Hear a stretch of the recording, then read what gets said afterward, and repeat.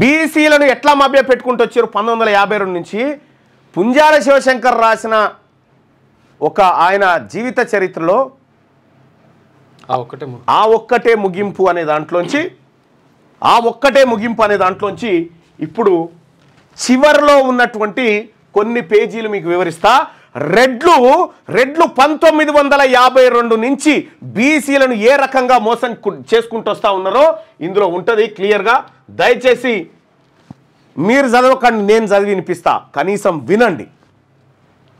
ముక్తాయింపు బీసీల కోసం నేనేం చేశాను అని పుంజాల శివశంకర్ గారు, ఈ మామిడిపల్లి బిడ్డ, ఈ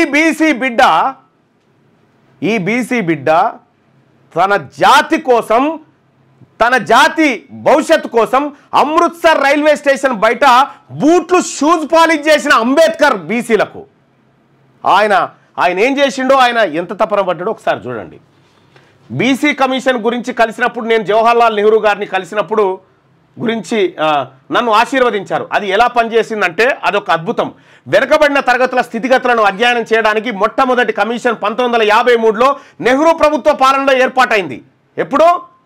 53లో. షెడ్యూల్ కులాలు, షెడ్యూల్ తరగతులకే కాక ఇంకా సాంకేతికంగా విద్యాపరంగా వెనుకబడిన పరిస్థితుల్లో జీవిస్తున్న ఇతర కులాల పరిస్థితిని అధ్యయనం చేయడమే ఈ కమిషన్ లక్ష్యం. అదే కాకా కలేకర్ కమిషన్. ఎప్పుడు? 1953లో కాకా కలేకర్ కమిషన్ ఏర్పాటు చేసిరు. కాకా కలేకర్ కమిషన్ ఏర్పాటు చేస్తే ఈ కమిషన్ తన అధ్యయనాన్ని పూర్తి చేసి ఆ నివేదికను కేంద్ర ప్రభుత్వానికి సమర్పించిందని 1955లో వార్త వెలువడగానే నేను ఆనందంతో ఉబ్బి తబ్బిపోయాను. వెనుకబడిన తరగతుల కోసం వచ్చిన ఒక చారిత్రాత్మకమైన అవకాశంగా నేను భావించాను. అందుకే ఒక్క క్షణం కూడా ఆలోచించకుండా ఢిల్లీ బయలుదేరడానికి ట్రైన్ ఎక్కాను. నాతో పాటు రమ్మని వెనుకబడిన వర్గాల నాయకులైన కొండా లక్ష్మణ్ బాపూజీ, గౌతు లచ్చన్న, బొజ్జం నరసింహులను కూడా కోరాను, ఒప్పించాను కూడా. నలుగురం కలిసి వెళ్లాల్సిన సమయంలో కొండా లక్ష్మణ్ బాపూజీ అకస్మాత్తుగా అస్వస్థతకు గురయ్యారు. మేము బయలుదేరాల్సిన రోజునే ఆయనకు శ్వాసకోశ సంబంధమైన రుగ్మత ఏర్పడింది. ఢిల్లీ చేరగానే మేము ముగ్గురం చాలా అవస్థలు పడి ఎవరెవరి ద్వారానో ప్రధానమంత్రి నెహ్రూ దగ్గరికి వెళ్ళగలిగాం.